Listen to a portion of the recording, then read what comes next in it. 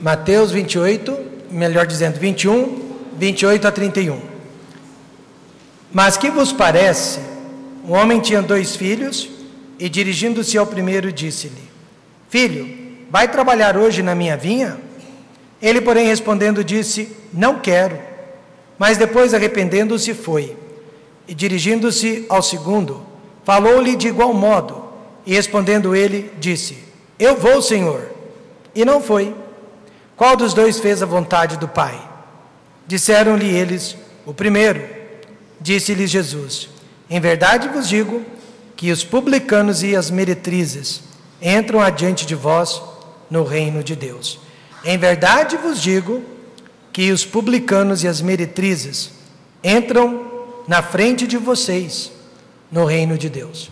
Pai querido e glorioso, que espiritualmente, ó Pai, nesta manhã, possamos nos fazer como os publicanos e as meretrizes, e que não sejamos como os fariseus, obedientes por fora, mas rebeldes por dentro. Peço ao Pai que esta mensagem fale comigo, fale com todos, mexa com as nossas vidas, mexa com os nossos lares, e assim possamos, ó Pai, nos aproximarmos mais de Deus. No nome de Jesus, amém. Podem se sentar. Na parábola dos 2 filhos, Jesus exige a nossa reflexão. Ele exige a nossa opinião e até a nossa decisão sobre o que é certo e sobre o que é errado, sobre o que é falso, sobre o que é verdadeiro, sobre obedecer ou não obedecer. Assim como os escribas e fariseus, muitos, chamados crentes evangélicos, estão lendo a Bíblia, mas só que em busca de falhas. Não na própria Bíblia, porque sabem que nunca vão achar falhas na palavra de Deus, mas estão buscando falhas nas suas igrejas e principalmente nos seus próprios pastores. Claro que o crente precisa examinar as Escrituras, precisa saber se estão na igreja certa e ouvindo a doutrina certa. Mas os fariseus não examinavam a Bíblia para saber a vontade de Deus, e sim para destruir, para derrotar os seus concorrentes, os seus oponentes. E aqui no caso, o próprio Senhor Jesus Cristo era considerado rival dos fariseus. Queriam destruí-lo, queriam apanhá-lo em algum tipo de contradição doutrinária. Eu tenho certeza que, como pregador batista, tradicional que eu sou, eu pratico a forma mais ortodoxa de doutrina possível. Eu acredito que nós estamos pregando a doutrina mais fidedigna que alguém poderia encontrar na Bíblia. Mas eu admito que, como mero homem incapacitado, muitas pessoas poderiam encontrar contradição nos meus ensinamentos, nas minhas mensagens. Porém, ninguém jamais conseguia contradizer o Senhor Jesus Cristo. Ao contrário, ele sempre conseguia reverter as situações, e ele trazia culpa e até vergonha sobre os seus adversários. Por quê? Porque Jesus é a verdade, porque Jesus é a vida, porque Jesus, ele é a própria palavra viva de Deus. Jesus sempre usou o método socrático de aprendizado. Ele fazia perguntas retóricas, obrigando os seus oponentes, obrigando os seus rivais à reflexão, ao raciocínio lógico. Você sabia que hoje em dia está faltando raciocínio lógico no meio do povo de Deus? As pessoas estão sendo levadas pelas emoções, pelas aparências, e elas estão julgando de acordo com o que sentem, deixando a realidade do lado de fora. Por exemplo, os fariseus, eles eram os líderes religiosos da época, diziam que acreditavam em Deus, que eram obedientes. Mas, na parábola dos 2 filhos, Jesus mostrou que eles estavam se enganando a si mesmos e enganando outras pessoas com essas ideias. Então, nesta manhã, eu quero chamá-lo a refletir sobre esta parábola e a refletir sobre a sua própria vida. Mas antes de iniciar, propriamente a pregação, eu quero parabenizá-lo, tanto na hora da escola dominical como agora. Eu diria que 99% de vocês estão prestando atenção na mensagem. Não vou dizer 100%, porque não existe perfeição em lugar algum, mas 90% da igreja, lá em cima, aqui embaixo, inclusive as crianças, estão realmente prestando atenção, não estão tendo conversas paralelas e nem distração. E a gente tem que mostrar isso também quando acontece, não é verdade? E eu quero parabenizá-lo por isso, que Deus te abençoe por isso. Eu tenho certeza que a palavra de Deus não vai voltar vazia, amém, irmãos? E vocês serão muito abençoados nesta manhã. Então vamos refletir. Por quê? Porque Deus nos chama à reflexão. Deus, Ele está acima das nossas dúvidas, e Ele diz: venha conversar comigo, vamos discutir o assunto. Isaías 1,18 diz: vinde então e argui-me, diz o Senhor. Vamos conversar, vamos refletir sobre esta parábola. Em primeiro lugar, você acha que a ordem do pai foi razoável? Ele tinha 2 filhos e mandou que os 2 trabalhassem na vinha. Você acha que as respostas dos filhos foram justas? Um disse: eu vou, mas se arrependeu e foi. O outro disse: eu vou, mas nunca foi. E por último, qual atitude desses 2 filhos mais se parece com a sua nos dias de hoje?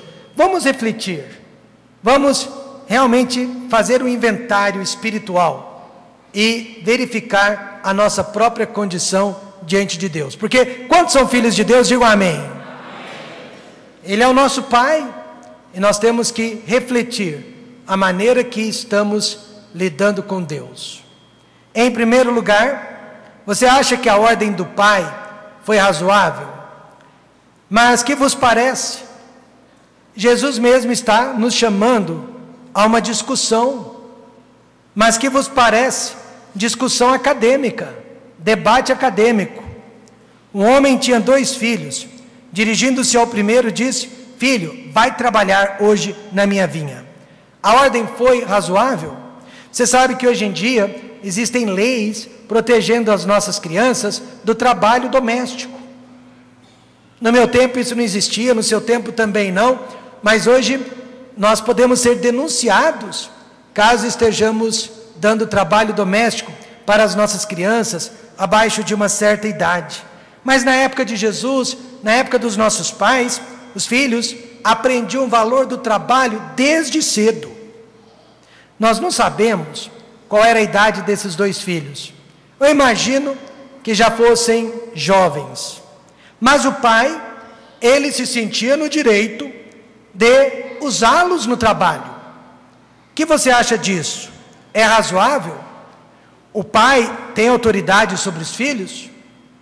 A vinha do pai também era a vinha dos filhos? Primeiro, o pai tem autoridade sobre os filhos? Quantos acham que sim? Digam amém. É razoável. Não só a Bíblia, mas a própria lei dos homens admite que os pais têm autoridade sobre os seus filhos. Mas aqui no caso, o pai era Deus e os filhos eram os fariseus, os discípulos, as meretrizes e publicanos pecadores. Veja então que Deus é pai de todos, não espiritualmente, mas através da criação. Ele tem autoridade sobre todas as suas criaturas. Ele é pai de todos nós. E Jesus estava mostrando que dentre os filhos havia os obedientes e os desobedientes, os penitentes e os impenitentes. Veja que a autoridade dele não é tirânica. Ele usa a expressão filho. Isso não é maravilhoso? Eu gosto quando homens mais velhos me chamam de filho, mesmo não sendo eu filho deles. Eu gosto quando o Dr. Roger Peterson me chama de filho. Eu me sinto honrado de ser chamado de filho. Eu gosto quando o meu sogro me chama de filho. Eu me sinto honrado. Agora aqui é Deus dizendo filho. E veja que Ele ainda permitiu a decisão dos filhos. Deus não é tirânico, Deus não é tirano, Deus não é um ditador.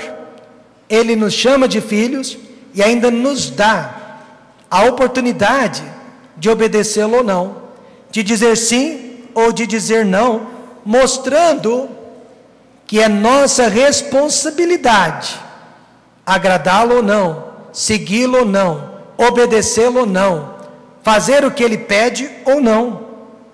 Podemos pesquisar nesta manhã todos os pais do mundo, de todas as culturas, e perguntar quais filhos eles amam mais: os filhos mais obedientes ou os desobedientes.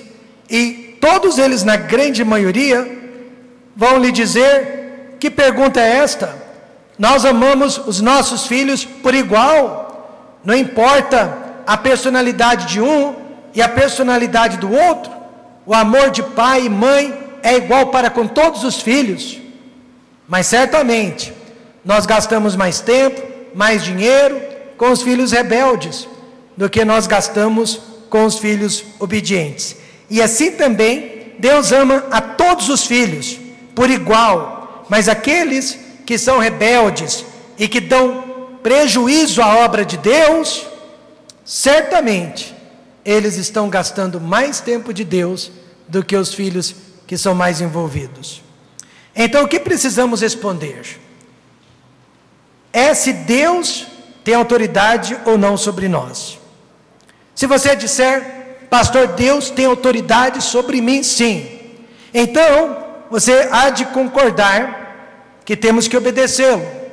Ide por todo mundo, pregai o evangelho a toda criatura. Temos que obedecê-lo, perdoai e amai uns aos outros com amor ardente. Temos que obedecê-lo, sede o sal da terra e a luz do mundo. Temos que obedecê-lo, não deixando a nossa congregação, ainda que seja costume de alguns. Se ele tem autoridade sobre nós, temos que obedecê-lo. Jesus queria simplesmente, com esta parábola, saber se ele tinha ou não autoridade sobre os fariseus. E sabe qual foi a conclusão? Não tinha. Jesus já sabia disso. Jesus queria saber se Deus tinha autoridade sobre eles, e Jesus mostrou que Deus não tinha autoridade sobre eles. Esta foi a resposta. Segundo, você acha que a vinha do pai também é dos filhos? Quantos acham que sim? Quantos acham que não? Foi a nação de Israel que nos ensinou o direito de propriedade e também de herança. Paulo disse em 2 Coríntios 12:14: porque não devem os filhos entesourar para os pais, mas os pais para os filhos. Em outras palavras, nós pais, nós acumulamos e depois deixamos para eles os nossos filhos. O contrário não é normal. No ano passado, um jovem empresário de 21 anos de idade, 21 aninhos, já era dono de lojas e de fábrica. Ele morreu num acidente trágico de moto. Cavalo entrou à frente dele e ele morreu instantaneamente, deixando para os pais a herança dele. Uma boa empresa, propriedades, dinheiro no banco. Mas isso não é normal. Normal somos nós pais morrermos deixando alguma herança para os nossos filhos. Nós sim, acumulamos bens e deixamos para as nossas crianças. E assim também, Jesus Cristo, Ele morreu por nós. Ele é o nosso Pai e Ele nos deixou uma herança maravilhosa, preciosa, incalculável, e que eu e você precisamos agora preservar e cuidar dela. Esta herança custou o próprio sangue dele, mas muitos filhos fazem pouco caso desta herança. E nós estamos falando da igreja, amém, irmãos? Foi isso que ele deixou para nós. Veja que o pai, demonstrou urgência em seu pedido. Ele disse: filho, vai trabalhar quando? Hoje, na minha vinha. Ele disse hoje, não amanhã. Ele disse hoje, não quando você tiver vontade. Por quê? Porque a vinha não é do pastor fulano, a vinha não é do pastor cicrano, a vinha não é desta ou daquela denominação, mas a vinha é do Senhor Jesus Cristo e custou o sangue dele. E se a vinha é do Pai, a vinha é minha, ela é nossa, ela é sua, amém, irmãos? E cada um de nós tem que cuidar da vinha do Senhor Jesus Cristo. A vinha não é o endereço e nem o prédio onde nós nos encontramos, mas todas as pessoas que se reúnem dentro do prédio. E dentro do prédio há pessoas fortes, há pessoas fracas, há pessoas fáceis, há pessoas difíceis, há pessoas boas e há pessoas más aqui dentro também. No entanto, Paulo nunca teve medo de dizer que Jesus Cristo morreu por todas elas, amém, irmãos? Aliás, ele disse em 1 Coríntios 8:11, e pela tua ciência perecerá o irmão fraco, pelo qual Cristo, diga alguém, morreu. Ele morreu também pelo irmão fraco, amém, irmãos? Ele morreu pelo difícil, ele morreu pelo bom, ele morreu pelo mal, ele morreu por todos nós.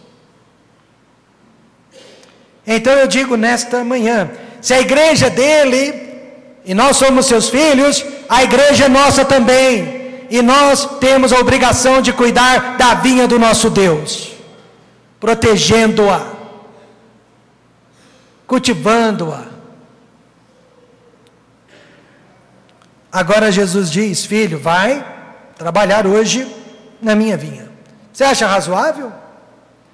Segundo, as respostas dos filhos foram justas. Os dois filhos eram pecadores, não se engane, mas um era o que eu chamo de pecador sincero, e o outro era um pecador falso. Os dois deram a resposta errada, mas apenas um deles se arrependeu. E eis aqui o segredo, né? Arrependeu-se. E assim também a igreja está cheia de pecadores. Eu sou um, você é o outro. Mas alguns de nós somos pecadores sinceros. Desejamos melhorar, enquanto outros se orgulham da dureza do seu coração. Se orgulham da sua insubordinação. Se orgulham da sua personalidade forte, digamos assim.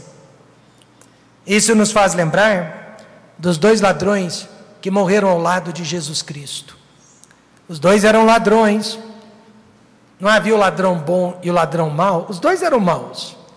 Mas um deles se arrependeu, lamentou por toda a sua maldade. O outro se gabava do seu orgulho, se gabava da dureza do seu coração. Eu sempre soube que os meus filhos seriam pecadores. Eu sempre soube que meus filhos não seriam anjinhos. Eu sempre soube que nasceriam com a natureza do pecado. Mas eu também sempre orei para que meus filhos fossem pecadores sinceros, porque somente o pecador sincero se arrepende dos seus pecados. Somente o pecador sincero reconhece as suas mazelas. As respostas dos dois filhos foram justas? Não. Primeiro, nunca diga não para o pai. E segundo, nunca diga uma mentira para o pai. Primeiro, verso 29, o primeiro filho, porém respondendo, disse: não quero. Ele, porém respondendo, disse: não quero. Este filho foi sincero? Foi, não quero. Mas ele foi desrespeitoso, desobediente. Ele não se importou com os sentimentos do pai, como que o pai iria se sentir recebendo aquela resposta. Ele nem se preocupou com as consequências da sua resposta. Hoje em dia, nós estamos falando não para Deus com muita facilidade. Não, não quero orar. Não, não quero ler a Bíblia. Não, não quero evangelizar. Não, não quero perdoar. Não, não quero frequentar a igreja.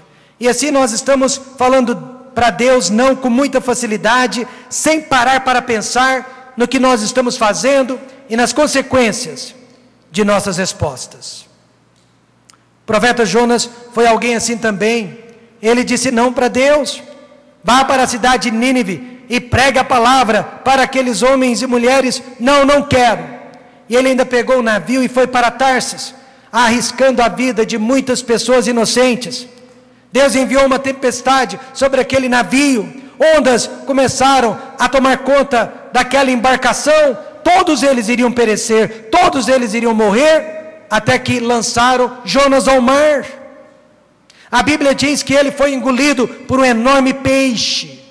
Ficou 3 dias e 3 noites no ventre do peixe, mas nem por isso Jonas se arrependeu. O filho da parábola se arrependeu, mas antes ele conseguiu entristecer o coração de seu pai. Mas que fique bem claro, o pecado não é dizer não quero, o pecado é desobedecer a ordem do pai. Tem muitas coisas que eu não quero, mas eu faço, amém, irmãos? Abraão não queria sacrificar Isaac, mas Deus disse sacrifica, e ele obedeceu. Jamais, porque queria. Pedro e André, eles não queriam ter abandonado a profissão de pescadores, mas quando Jesus os chamou, eles largaram as redes e imediatamente foram. Paulo não queria ser perseguido pelos judeus, mas quando Jesus disse que esta seria a missão, ele a cumpriu. Então na vida cristã, nós não fazemos apenas aquilo que queremos, mas nós sempre fazemos o que Deus pede de nós. Há muitas coisas que não queremos. O maior exemplo disso é Jesus Cristo. Veja o que ele disse: Pai, se queres, passa de mim este cálice. Todavia, não se faça a minha vontade, mas a tua. Nunca diga não para Deus. Segundo, nunca diga uma mentira para Deus. E dirigindo-se ao segundo, falou-lhe de igual modo. E respondendo ele, disse: Eu vou, Senhor. E não foi. O primeiro filho foi rude, mas pelo menos ele foi sincero. O segundo filho foi gentil, mas mentiu com os seus lábios. Você mente? Alguém disse que os crentes não contam mentiras, apenas cantam mentiras. Nós cantamos que perdoamos uns aos outros e não perdoamos. Nós cantamos que tudo entregamos a Deus, mas não entregamos. Nós cantamos que amamos uns aos outros, mas não amamos. Nós cantamos que evangelizamos, mas não evangelizamos.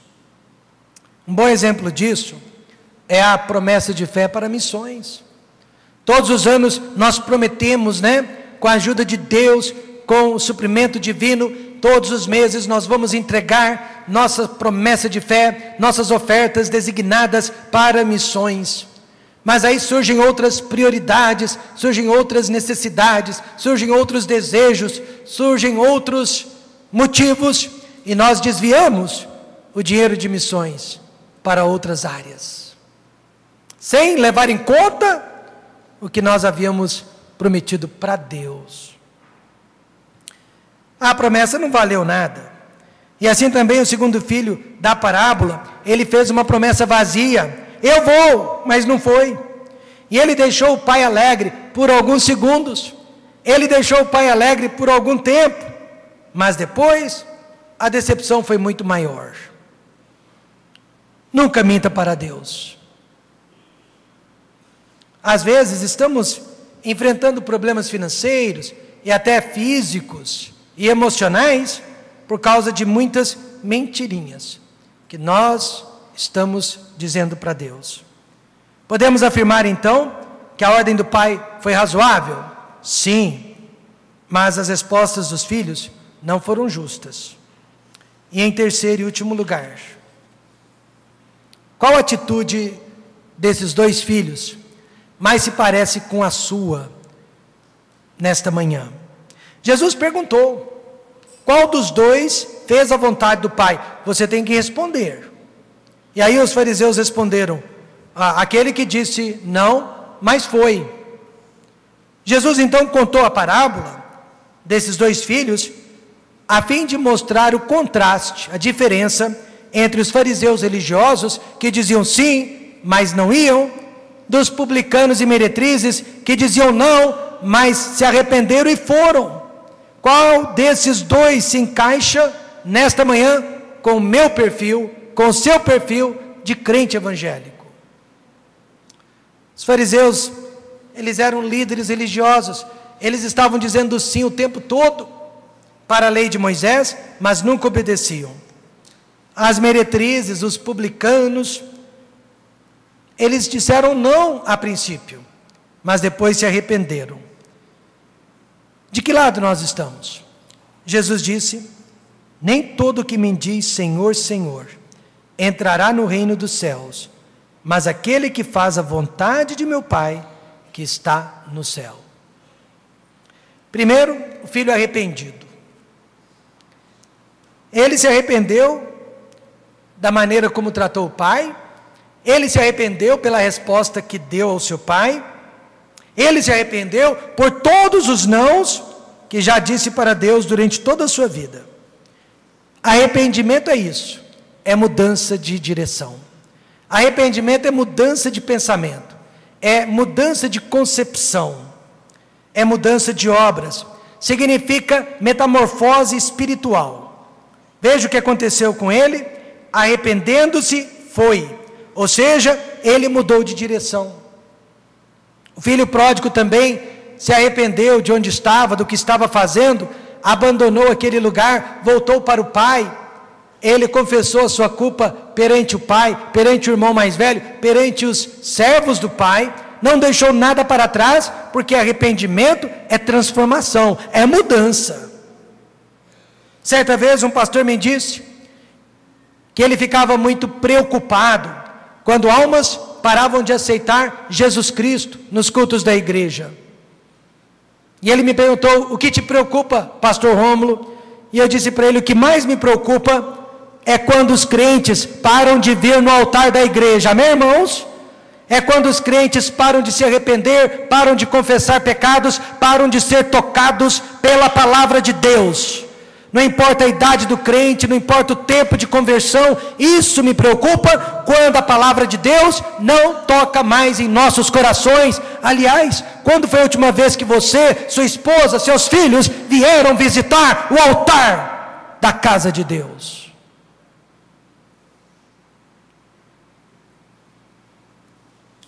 Quando foi a última vez que atendemos a um apelo? Jesus disse: e se não vos arrependerdes, todos de igual modo perecereis. Nós temos a escolha nesta manhã de representarmos o filho arrependido ou o filho enganoso. Eu vou, Senhor, e não foi. Este filho representa o fariseu de terno e gravata, Bíblia debaixo do braço, orações imprecatórias, mas por dentro não tinha amor para com o pai, não tinha amor para com o irmão. É um filho que pensa apenas em si mesmo. Jesus declarou que este filho representa os doutores da lei. Veja o verso 31. Disse-lhes Jesus: em verdade vos digo, que os publicanos e as meretrizes entram adiante de vós no reino de Deus. Pastor, esses são os piores pecadores que existem no mundo? De jeito nenhum. Jesus os usou porque eram os piores pecadores diante dos olhos dos fariseus. Publicanos eram judeus semi-convertidos ao Império Romano. Trabalhavam para o Império Romano cobrando impostos de seus próprios conterrâneos. Isso para o judeu era o fim do mundo. Um judeu cobrar de um judeu. Meretrizes, né? Mulheres de programa. Mas não eram os piores pecados, mas para eles eram. Então Jesus fez questão de usar esses dois exemplos para tocar no coração daqueles filhos desobedientes. Então, o que faz a diferença no reino de Deus é o arrependimento de cada pessoa. Não é um batismo, não é um diploma, não é o nome de uma igreja. O que faz diferença dentro do reino de Deus é o nosso arrependimento. Então, o que aprendemos com esta parábola? 2 filhos, pecadores, mas apenas um se arrependeu. Então, nós aprendemos, arrependimento e não religião é o que nos aproxima de Deus. Posso repetir? Arrependimento e não religião é o que nos aproxima de Deus. Toda esta parábola, para chegar a esta conclusão, arrependimento. Por outro lado, a falta de arrependimento é o que nos separa cada vez mais de Deus. É o que cria essa apatia espiritual, é o que cria esse distanciamento, é o que cria esse desinteresse. Solução, Tiago 4:8. Vamos ler todos juntos? Tiago 4:8. Chegai-vos a Deus, e Ele se chegará a vós. Alimpai as mãos, pecadores, e vós de duplo ânimo, purificai os corações. Arrependimento. Amém, irmãos? Começa com os pastores da igreja, suas esposas, seus filhos, diáconos, esposas e filhos, e varre toda a igreja. Arrependimento. Alimpai as mãos, pecadores. Qual dos dois fez a vontade do Pai? Aquele que disse não. Todos aqui já disseram não para Deus, mas se arrependeu e fez a vontade do Pai. Oremos.